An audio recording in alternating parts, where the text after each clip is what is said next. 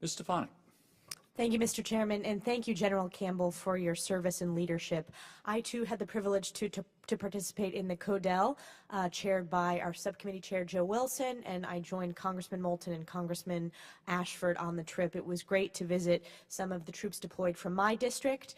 So my question is, in late February, the DoD announced the 3 units to deploy as the upcoming rotation of forces in Afghanistan, and one of those units is the 2nd Brigade from the 10th Mountain Division, which I have the privilege of representing, which is located at Fort Drum, as you know. The 10th Mountain has supported operations in Afghanistan since 2001. It's the most deployed unit in the U.S. Army since 9/11 to both Iraq and Afghanistan.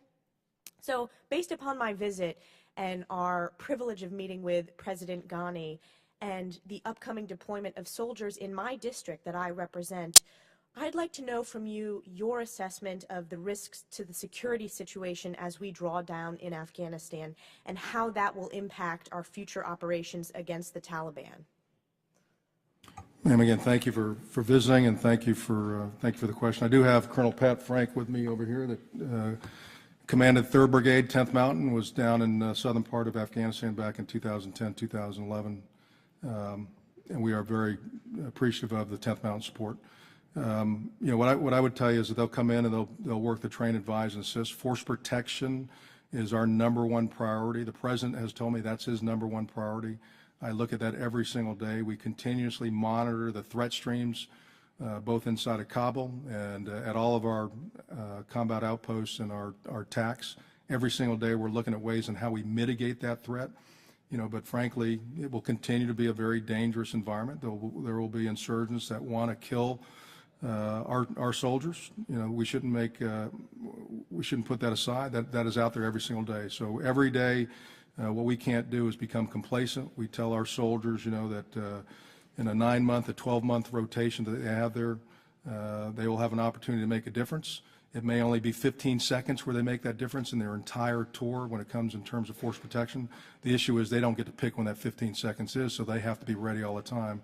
And I think the services do a great job, and our non-commissioned officers do a great job of preparing our soldiers to understand the risk that will become when they do deploy. And again, many of our soldiers have been there numerous times. They understand that. It is changing, and we continue to take a hard look at that. The green on blue incidents that have been out in the news here the last several years, where we have Afghan soldiers or police attack coalition or attack U.S. members, that continues to get much less as we've mitigated that through our own training with different programs to provide overwatch. The Afghans have done a much better job on vetting both soldiers and police and how they do their training. So that has gone way down, and we feel, you know, we can't get complacent. We'll continue to look at that. But believe me, ma'am, the force protection is utmost on our mind, and we work that very hard in our pre-deployment training. And once they get in the country, they're continually reminded and go through processes to make sure that they don't become complacent. I wanted to ask one follow-up. In our discussions with President Ghani, we talked about the threat of ISIS and the potential for ISIS to grow in Afghanistan and their most recent recruiting efforts. Does that concern you? Can you talk about what those challenges are going to be, not just in the short term, but the long term? Again, thank you for the question. You know, it is a potential threat, is how President Ghani has used that.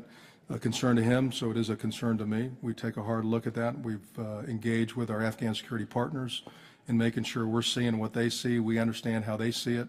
With all the other intelligence organizations that we have inside of Afghanistan, we come together to discuss that potential threat.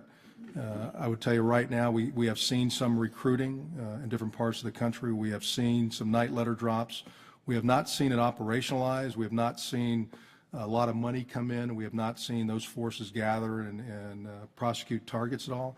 But again, it is a potential threat for Afghanistan and Pakistan. So as I said in my opening comments, it is an area where I think Afghanistan and Pakistan can continue to work together to go after a potential threat that has already displayed, you know, how horrendous they will be. And the Afghan security institutions and the Army and the police have told me they will not let that happen. And the dynamics inside of Afghanistan are different than Iraq. You know, with the Sunni prosecution, how that's been Iraq, the political piece. This is not just, it didn't just happen here the last several months. This has been building up for years and years in Syria and Iraq, and in Afghanistan, it's a different dynamic with with the culture that you have there as well. And but we will see it, and we'll continue to monitor it and make sure that we have a strategy that can attack it on a short term, a mid term, and a long term. Thank you. Mr. Ashford.